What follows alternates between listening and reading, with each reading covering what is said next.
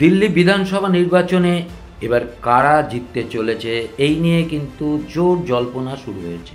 Up কি আবার ফিরে আসতে পারে, নাকি বিজেপি, নাকি কংগ্রেস? কারা এবারে দিল্লি বিধানসভা দখল করতে চলেছে? আগামী 5ই ফেব্রুয়ারি 2025 বুধবার এই নির্বাচন হবে, ভোট গ্রহণ করা হবে এবং 8ই ফেব্রুয়ারি ফল ঘোষণা করা হবে। এই 8ই ফেব্রুয়ারি কি হতে চলেছে এই নিয়ে রাজনৈতিক মহলের নজর কিন্তু দিল্লির দিকে। তৃতীয়বারের জন্য কি আপ আবার ক্ষমতায় আসবে, নাকি 27 বছর পর বিজেপি ফের ক্ষমতায় ফিরতে চলেছে? আম আদমি পার্টি আপ ইতিমধ্যে দিল্লি বিধানসভায় 70টি আসনে প্রার্থী ঘোষণা করেছে।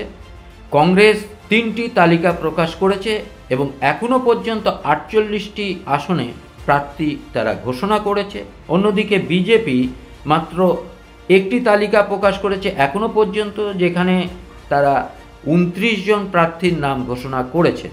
এদিকে যেটা ফলদি 7টা বাজারে ভবিষ্যৎবাণী তারা করেছে, এই ফলদি 7টা বাজারের ভবিষ্যৎবাণীর ওপরে অনেক কিছু নির্ভর করছে এমনটি মনে করছেন অনেকেই। তবে এটা কতটা এই ভবিষ্যৎবাণী খাটবে সেটা নিয়েও বিতর্ক যেমন আছে। ফলদি 7টা বাজারে অনুমান করছে যে আম আদমি পার্টি দিল্লি নির্বাচনে 37 থেকে 39টি আসন তারা এবারে পেতে পারে। যদিও এই অনুমান কতটা সত্য সেটা নিয়ে যথেষ্ট সংশয় আছে, তবে টানা 3বারে দিল্লি দখল করা আম আদমির পক্ষে কতটা সম্ভব সেটা নিয়েও প্রশ্ন এর মধ্যে উঠেছে।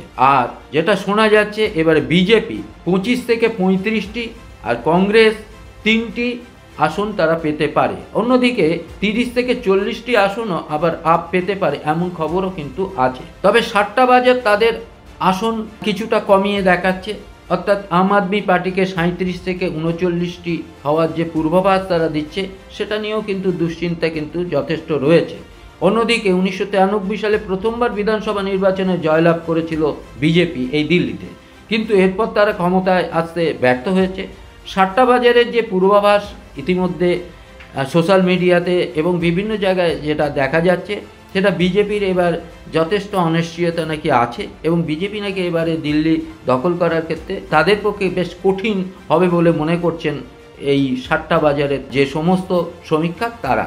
আবার কংগ্রেসের দিক থেকে এবারে এই দিল্লি দখল করার ক্ষেত্রটাও বেশ কঠিন বলে তারা মনে করছে, অর্থাৎ কংগ্রেস এবারেও দিল্লি কতটা দখল করতে পারবে বা কতগুলো আসন পাবে সেটা নিয়ে যথেষ্ট সংশয় রয়েছে এবং প্রশ্নের মুখোমুখি দাঁড়িয়েছে কংগ্রেস। ফলে যে পরিস্থিতির সৃষ্টি হয়েছে যে দিল্লিতে এবার কারা বিধানসভা দখল করবে সেটা নিয়ে যথেষ্ট যেমন সংশয় আছে, তেমন নানা রকম প্রশ্ন কিন্তু দেখা দিয়েছে। আবার এই বিধানসভা নির্বাচনকে কেন্দ্র করে ইতিমধ্যে আপের তরফ থেকে মহিলাদের ভোট যাতে তারা বেশি করে পেতে পারে তার দিকে নজর রেখে মহিলাদের একটা ভাতারও ব্যবস্থা করেছে। যে ভাতাটা 1000 টাকা ছিল, সেই 1000 টাকা ভাতাটা 2100 টাকায় তারা দেবে বলে আশ্বাস দিয়েছে এবং তারা যদি জিতে আসে তাহলে এই ভাতা তারা মহিলাদের দেওয়ার ব্যবস্থা করবে এমনটি শোনা যাচ্ছে এবং তারা ঘোষণাও করেছে।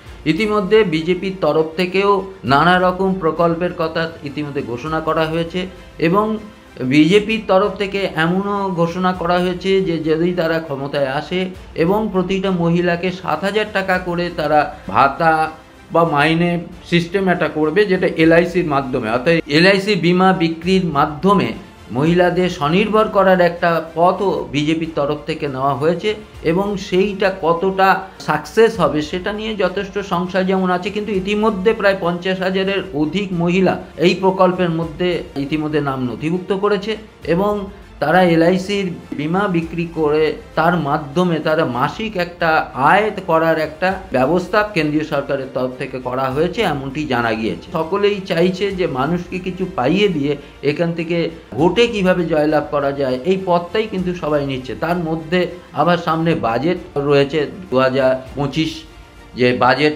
সেটা 1 ফেব্রুয়ারি সেই বাজেট পাস হবে এবং সেই বাজেটের প্রভাবও কীভাবে পড়বে সেটাও একটা বড় বিষয় এসে দাঁড়াচ্ছে দিল্লি বিধানসভার ক্ষেত্রে। এবং 1 ফেব্রুয়ারি বাজেট পেশ করা হবে আর 5ই ফেব্রুয়ারি বিধানসভার ভোট গ্রহণ করা হবে, 8ই ফেব্রুয়ারি ফলাফল ঘোষণা করা হবে। ফলে বাজেটের একটা প্রভাব কিন্তু সেখানে থেকেই যাচ্ছে। এমনও শোনা যাচ্ছে যে এবারে বাজেটে আয়কর ছাড়ের পরিমাণটা অনেকটা বাড়িয়ে দেওয়া হবে, সেটা প্রায় 10 লক্ষ টাকার কাছাকাছি নাকি আয়কর ছাড়ের ব্যবস্থা করা হচ্ছে, এমনটাও শোনা যাচ্ছে। ফলে দিল্লি বিধানসভা নির্বাচনকে কেন্দ্র করে সামগ্রিকভাবে যে পরিস্থিতি একটা সৃষ্টি হয়েছে, সেখানে দেখার বিষয় যে কারা এবারে দিল্লি বিধানসভা দখল করতে চলেছে।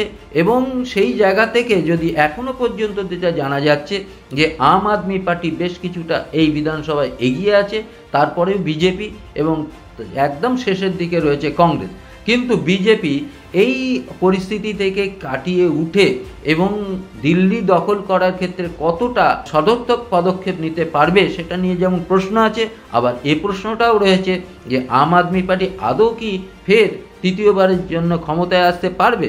এই নিয়ে রাজনৈতিক বিশেষজ্ঞ মহলের নানা রকম প্রশ্ন কিন্তু ইতিমধ্যে উঠেছে এবং দিল্লি দখল করার ক্ষেত্রে বিজেপি উঠে পড়ে লেগেছে এবং কিভাবে দিল্লি দখল করা যায় এবং তার যে নানা রকম পরিকল্পনা ইতিমধ্যে তারা সেইভাবে তৈরি করে ফেলেছে এবং প্রার্থী নির্বাচনের ক্ষেত্রে খুব সতর্কতার সঙ্গে তারা প্রার্থী নির্বাচন করছে। ইতিমধ্যে একমাত্র আম আদমি পার্টি তারা পূর্ণাঙ্গ প্রার্থী ঘোষণা করতে পেরেছে, কিন্তু বিজেপি এবং কংগ্রেস এখনও পর্যন্ত পুরোপুরি পারেনি। ফলে সামগ্রিকভাবেই যেটা লক্ষ্য করা যাচ্ছে, আম আদমি পার্টি কিছুটা এগিয়ে থাকলেও বিজেপি কতটা ধাক্কা দিতে পারবে এই নির্বাচনে সেটা নিয়ে প্রশ্ন থেকেই যাচ্ছে। আপনারা আমাদের সঙ্গে থাকবেন, আমাদের চ্যানেলটাকে সাবস্ক্রাইব করবেন। নমস্কার। নিউজ এশিয়া, গণতন্ত্রের কণ্ঠস্বর।